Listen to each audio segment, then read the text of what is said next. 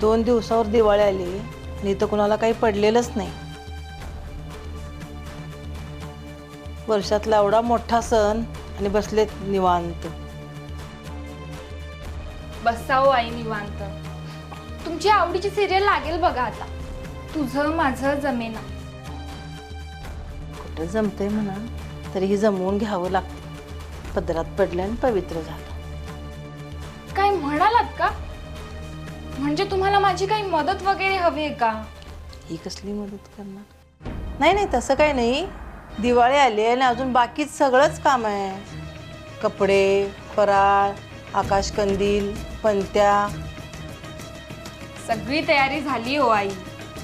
कपडे खरेदी डन, फराळ रेडी आहे, आकाशकंदील पणत्या डन, आणि तुमचा तो दिवाळीचा ठरलेला साबण आणि उठणं ते पण आणलंय.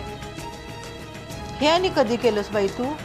बघावं तेव्हा इथंच बसून असतेस टीव्ही समोर. काळ बदललाय, आता घरातून सगळं होतंय मॅनेज.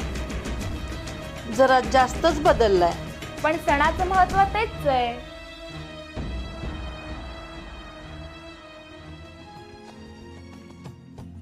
गोडवा नात्यांचा, रुचकर चवीचा, नव्या पद्धतीने तोच आनंद जपण्याचा.